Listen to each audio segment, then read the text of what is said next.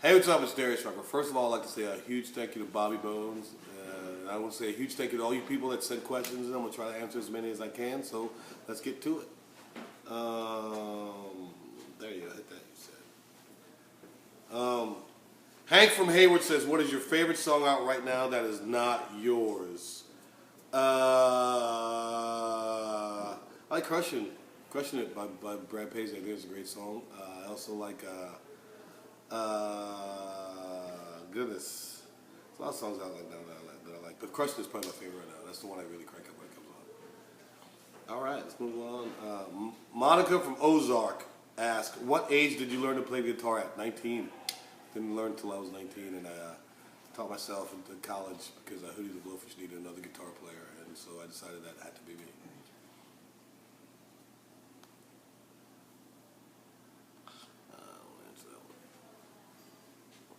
James from Christchurch, if that's Christchurch, New Zealand, by the way, that's one of my favorite cities in the whole world. I love Christchurch.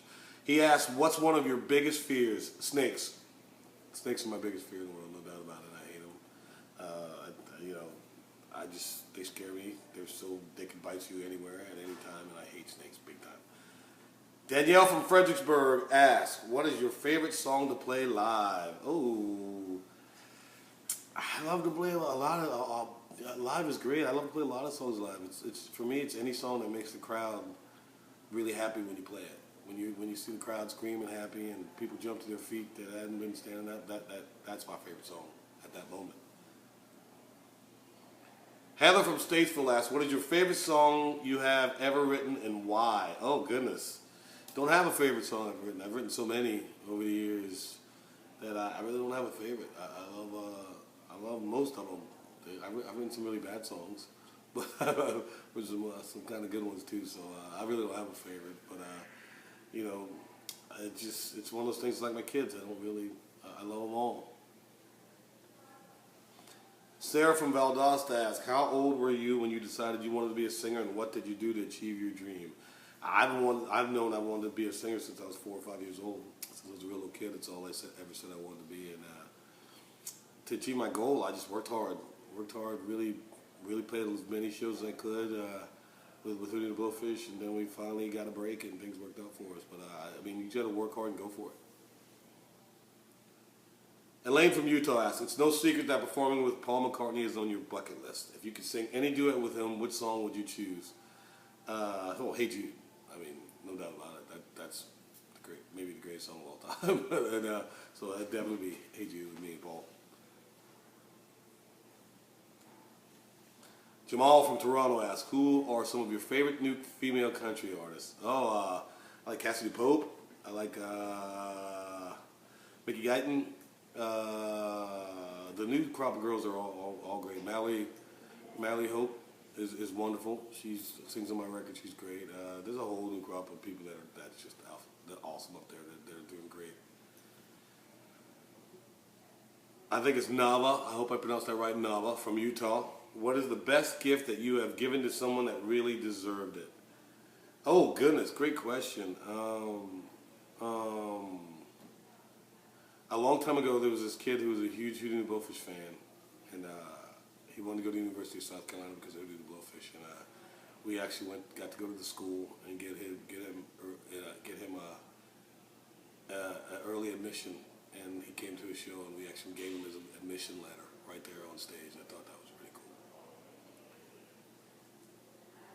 Victoria from Springfield, what do you enjoy in life besides your music? I enjoy my family very much. I enjoy golf very much.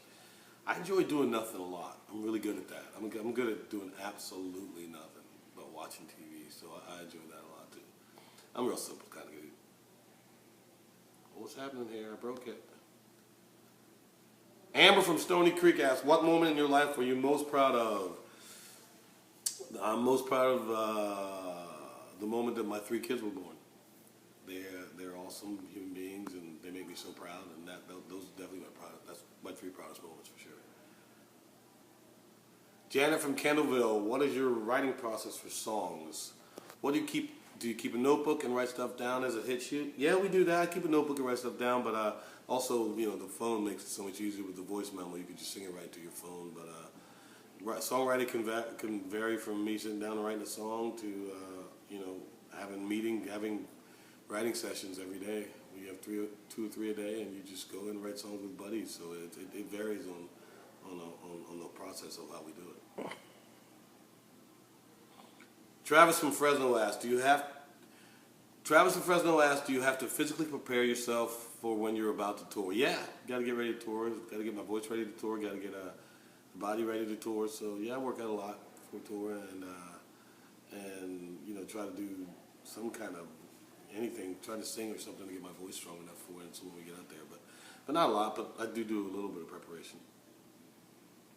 Gabby from Georgia. What does the city of Charleston mean to you? Well, that's easy. It means home to me. I think it's the greatest city in the world, but it's where I live, where I want to live, where I was born and raised.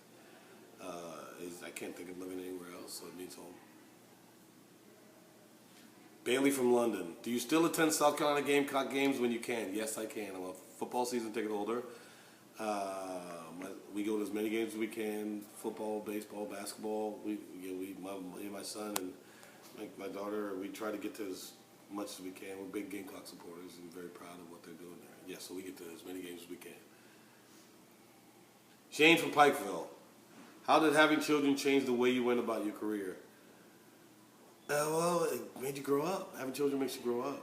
And then so touring went from being something I thought about all the time and something I really wanted to do all the time to being,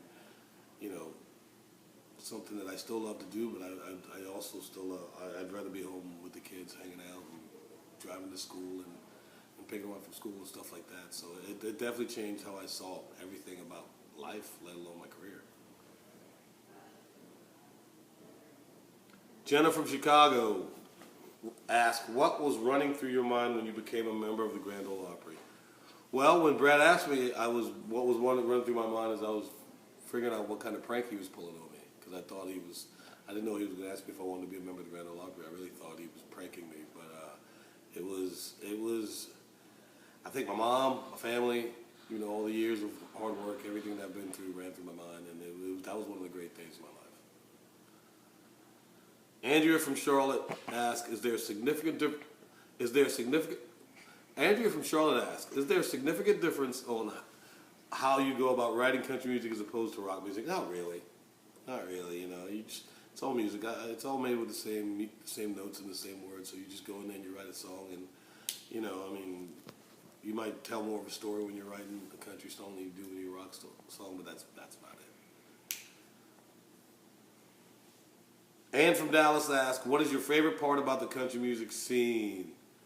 The friendships I've developed with people over the last 8 years, whether it's Charles Kelly or Dirks or Brad or Dallas Davidson or David Nail or any of those guys that I've got a real good relationship with. I mean, that's my favorite part of it.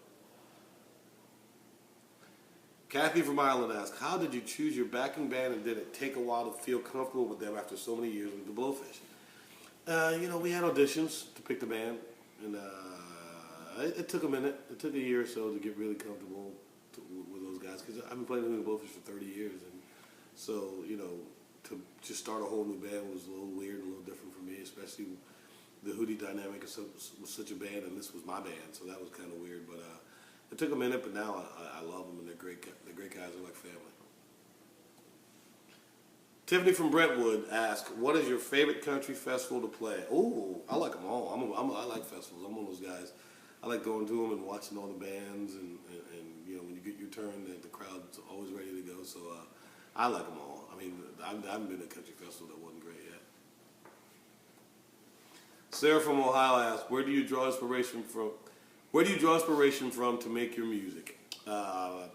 Anywhere. Could be from my life, could be from something I saw on TV, or something I read in a book, or just something that happened to me way in the past, or something that's never happened to me. It could come from anywhere, and it's really it's a great thing to sit down and just be able to write a song about just whatever comes to mind. So I write about a lot of different stuff, but most of the inspiration comes from my family. I think from my life, from just not my family so much, but all the things I've done in my life over the last 48 years.